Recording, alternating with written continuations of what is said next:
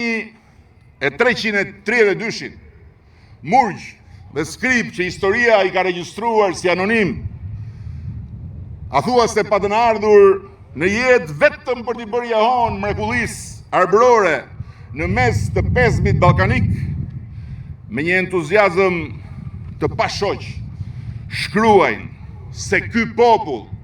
me zi shpret të solidarizohet me perëndimorët, të bëhet pjesë e betejave dhe idealit tyre, kur do herë që i shtrihet dora e besimit dhe vllazërimit. Dhe po me atë zë gjëmues në male, për të katërtën herë, profeti ynë, Gjergji, i bën qartë në shekullin e 15 dhe asaj Europe të ngasur në pravakthime, në vetmohime fajtore dhe në lëshime, se çmimin për të qenë pjesë e familjes së cilës i përket, arbrori e cakton vetë. Jo si një i përkdhelur i fatit, as si një mercenar, por si një rob i virtytit dhe si një fanatik i vendosur të jetë gur i rënd në vendin e vet.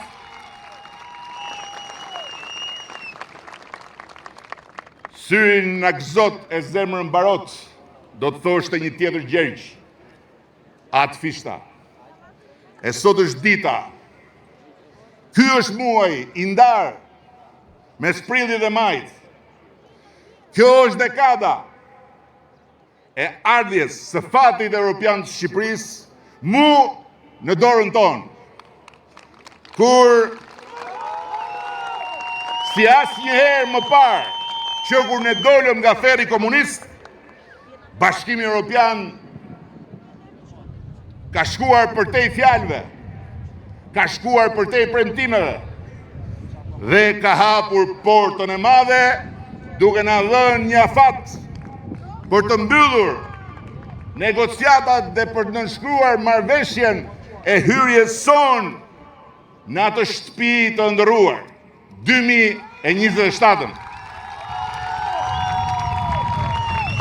E pra, tamam në këtë vit të 2025, që përpos tjeras është jubilar, dhe është një vit i shenjtë përbotësisht, kur gjëmimet dhe kanosjet e luftës në dyert e Europës dhe rrëmuja e re gjeopolitike paralajmërojnë kohëra me sfidat mëdha përpara, ne shqiptarët nuk mundet në asnjë mënyrë ta humbasim takimin me historinë për mustaqet e Kujtim Gjuzit.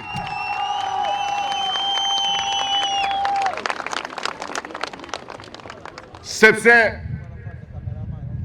sado komike duket, kjo është e vërteta.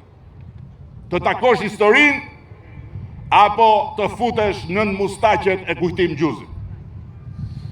Sot është dita dhe ky muaj i ndarë mes prillit dhe majit është koha që ne të nisim jo fushatën elektorale të radhës, po kuvëndimin e madh të maleve e të fushave, të qyteteve të shatrave, të shqiptarëve, përtej të majtës dhe djathtës, matan barikadave partijake dhe dasive të vjetra, për Shqipërinë zonjë në sallonin e madh të familjes bashkuar europiane. Sa më të bashkuar